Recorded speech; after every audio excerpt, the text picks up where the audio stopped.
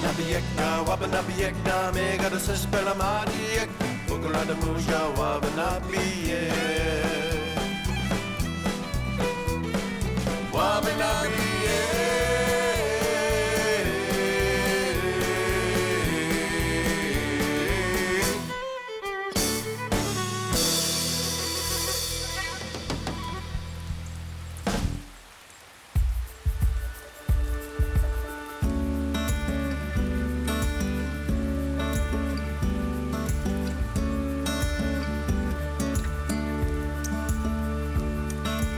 Welcome to my little house here, and welcome to our little talk about Lnui-npisun. Tuma, you've been doing traditional Mi'kmaq medicines, Lnui-npisun, for quite a while.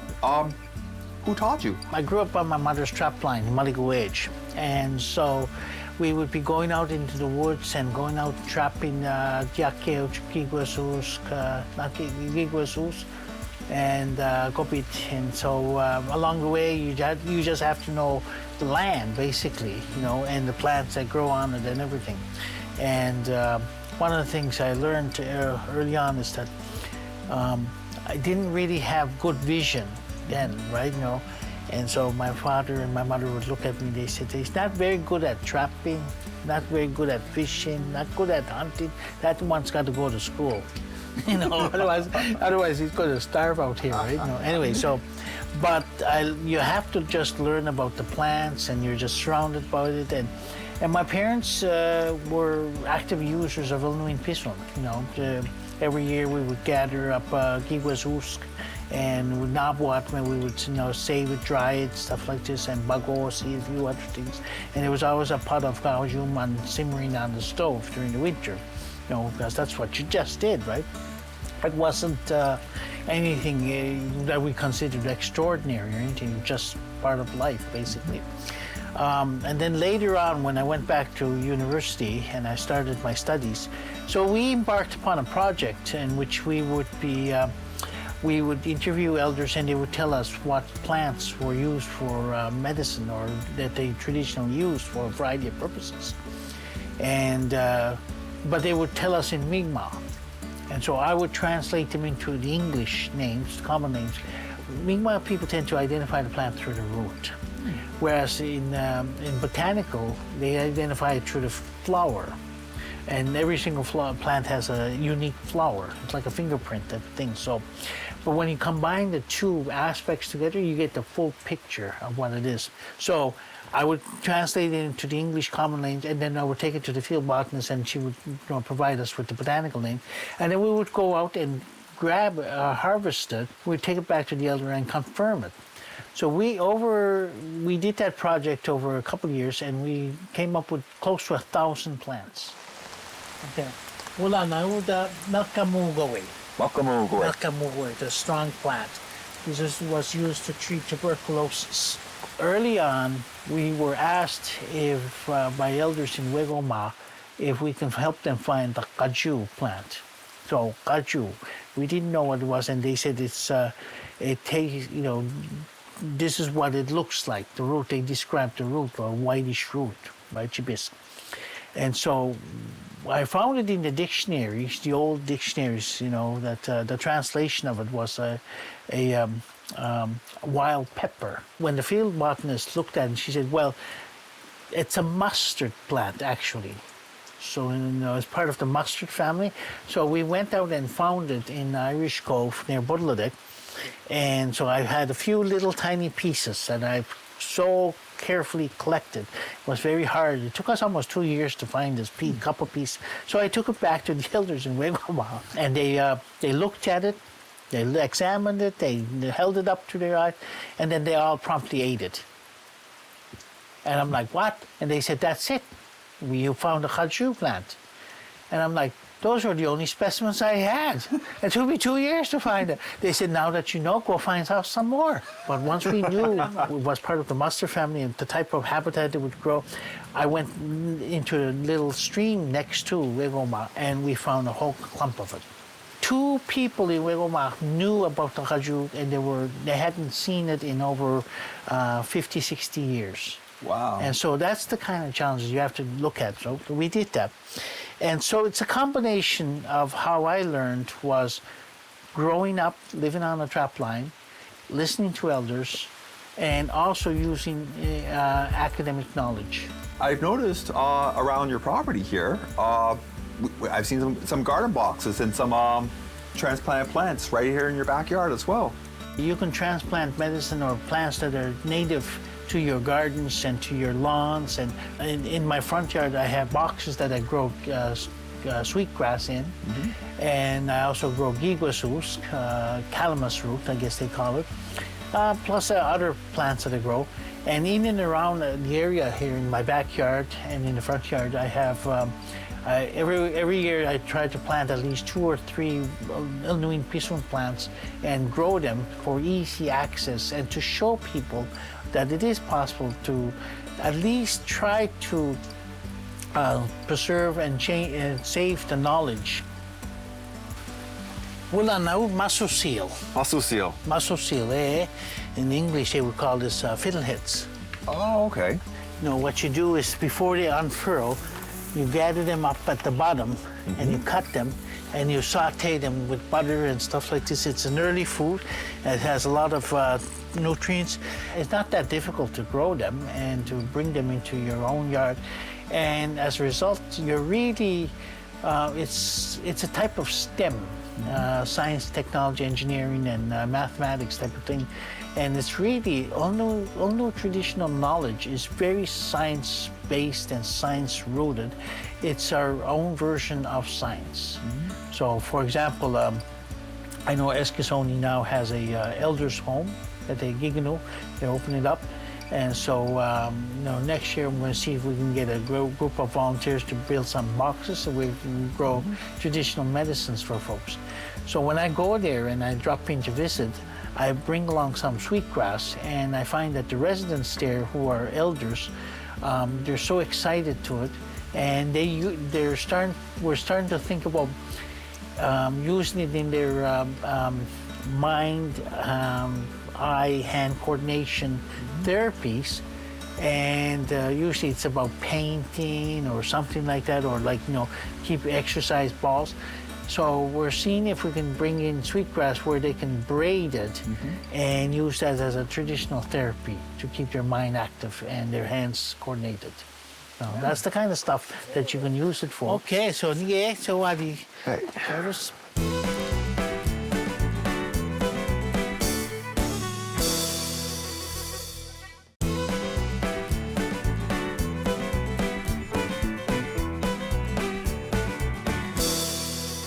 Did you know that traditional Mi'kmaq territory, which is called Mi'kma'ki, the land of the Micmac, was divided into 7 districts? These areas are the Gaspé region of Quebec, eastern and northern New Brunswick, Nova Scotia, and Prince Edward Island. An 8th district, Newfoundland, was added in 1860. Okay, I think I So found the longer one. Yeah. So follow it along. Oh. There it is. See, there's the Whalesong, right? Yes. You mix it up with bagoshi, and it's one of our most powerful medicines.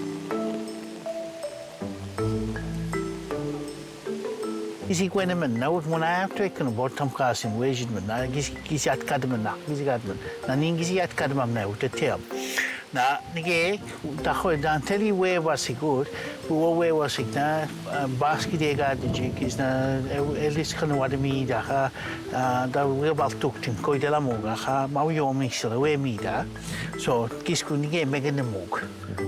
Look at the color. Come over here. Okay. You'll see the color. See how shiny it is? Yeah? That's the really indicator, and also smooth. Go like that. Yeah. And there's a little roughness, but not too much. And that's how it is. And it's usually about this tall, right? And then the other way of looking at it is, you grab the flowers or the seeds, right? And you'll see them. They're like a Christmas tree.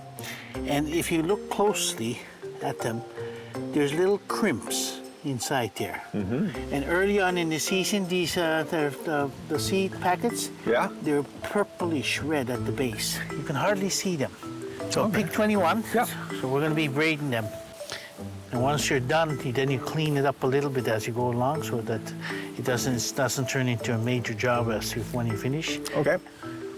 If you want to be certified harvester, boy. I gotta work a little faster. Yeah. Okay, mystery.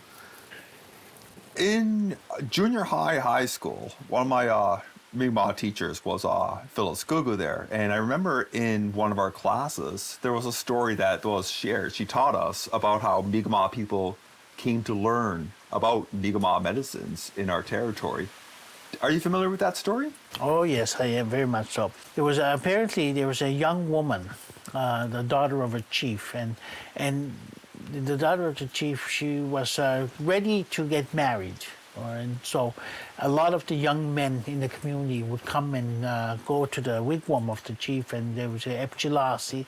They would come in and they would come a courting, and they would be asking for permission to court her. And the chief would say, well, it's up to her, right? And every single one, she would reject them. And she got a little bit of a reputation for being picky.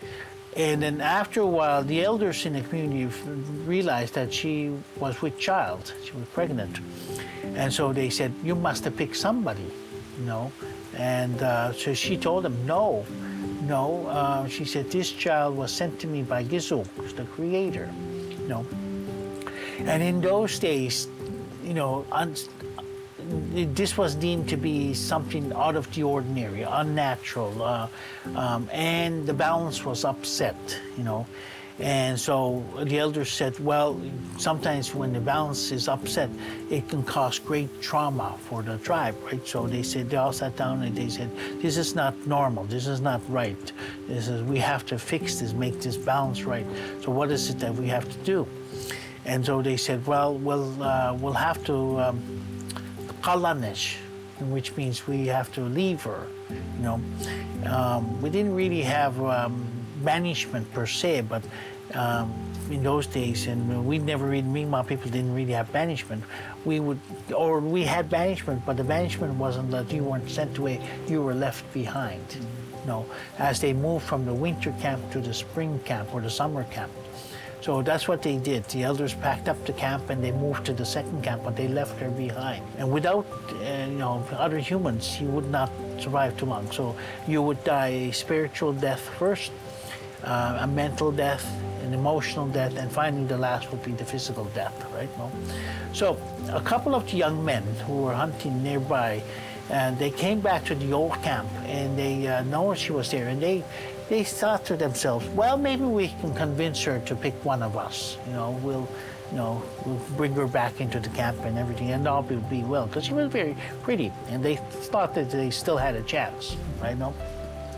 So they went in and they looked upon her, and they found her that she had died, and she was laying on the ground, but she had given birth. So they said, we'll have to make things right and just restore the balance. So what they said, we're going to bury the young woman, and then we'll throw the baby off the cliff. And they were just about to throw the baby over the cliff when the baby spoke up and said, Be, nahasik, stop. And they were so startled, a young infant can speak, And the young infant said, Igalig, mamigo ito, put me down on the ground. So they did, they put him down on the ground. And he started to grow, and he grew into a tall young man. My name is Bagosi, and it is true, my mother had known no man, and I was sent here by Gizu to teach Ilnus about Lnui-npisun. So if you are willing to learn, I will now teach you. So he did that to the two hunters, and he taught them, and he started naming all the plants and named them all, and he told them, this is what this is for, this is what it's used for, this is how it can be used for. And then when he was done, when Bagosi was done, he then started walking towards a cooked, a boggy area. And as he walked towards the boggy area, he stopped and turned around and looked at the two hunters and told them, if you ever need me, this is where I will be, And he walked into the bog, and Oneg enveloped him, and he went into the fog. And so that's how Lnui-npisun came to the Mi'kmaq people. Incredible story there. Every single plant has chemicals in it. that's what our medicine is all about. It's really science and chemistry, you know. And this has been developed over thousands of years by observation and traditional knowledge and experimentation, basically, you know. So we now know which plants are good for what areas and how to properly prepare these. But we now have new plants coming up and we don't know, and we need to investigate or talk to other tribes, southern tribes, what they use them for, and when these plants arrive in our territory, so how they can be used or not to be used. You know? So did you get your 21? I think I may have just went over to 23, but I'll Okay, that's fine then. If you Okay. get 23, right? No. Yeah. Okay, tie them off. And then later on we'll braid them. Okay. And you can start to smell it now. Ah.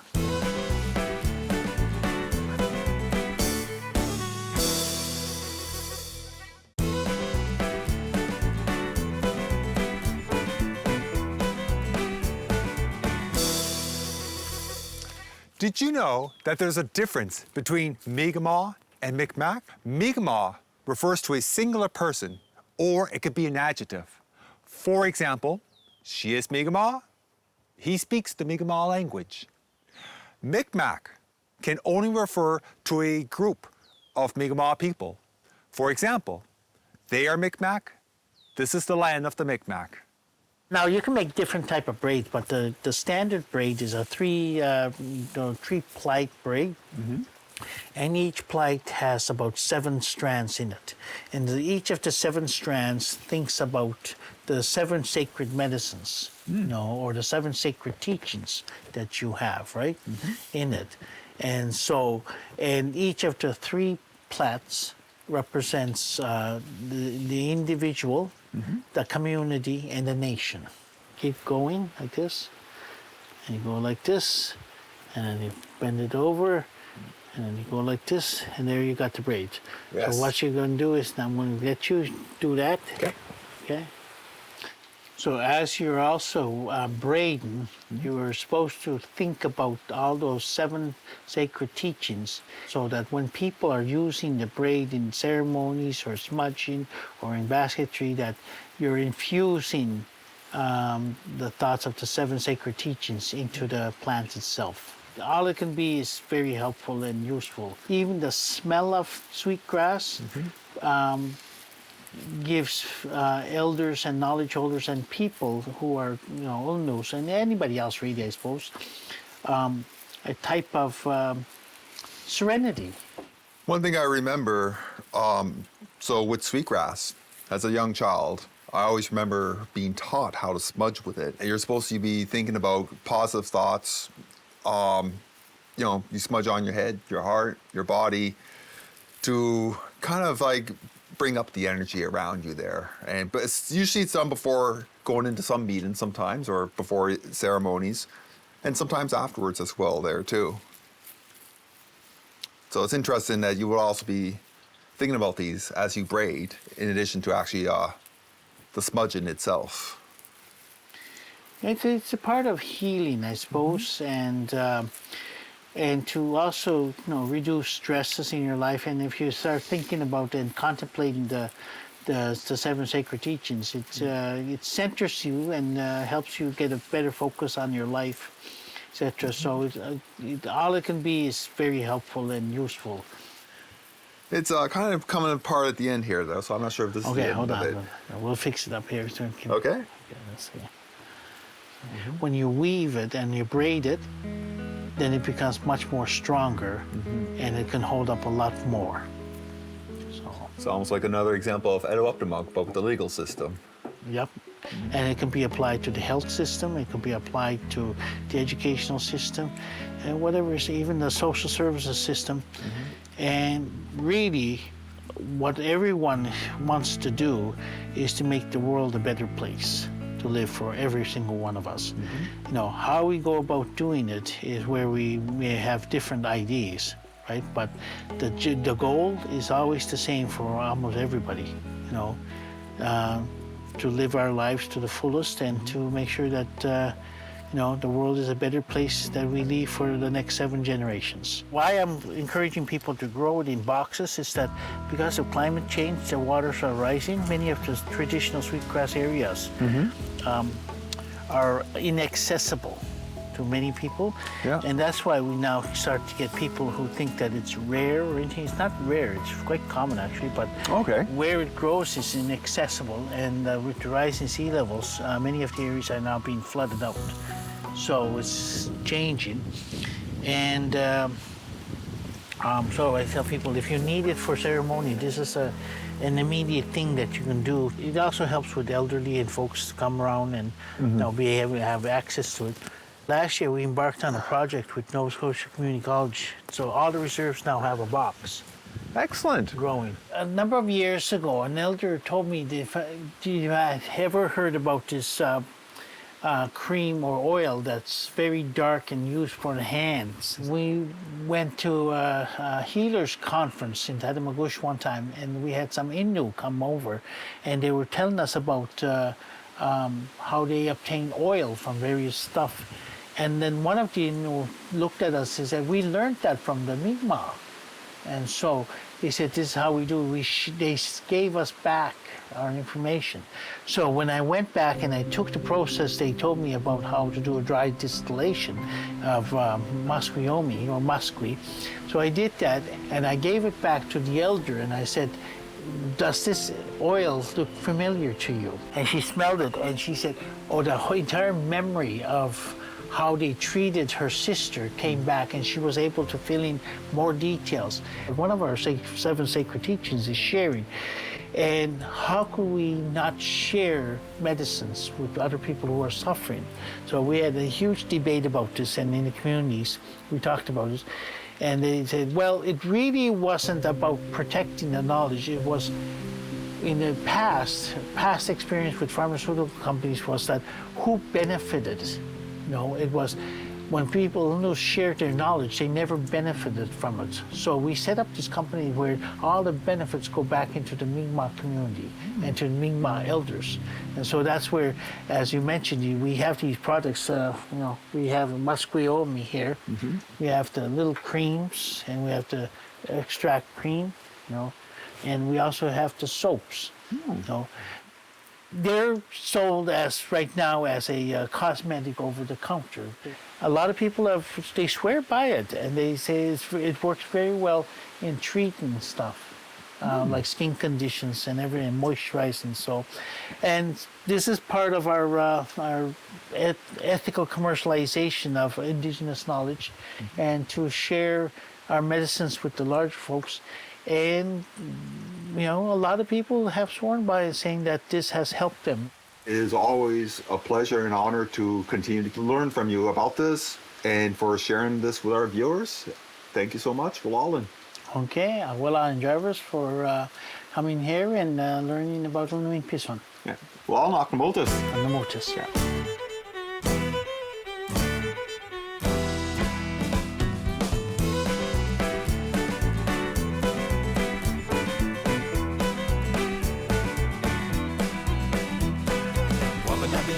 Wabanabiyekna me gada sespela madiek Bukulana muja wabanabiyek Bukulana muja wabanabiyek Bukulana muja wabanabiyek Bukulana muja wabanabiyek Bukulana muja samwayek Bukte wija wabasamwayek Bukulana muja wabasamwayek Wabanabiyekna me gada sespela madiek Bukulana muja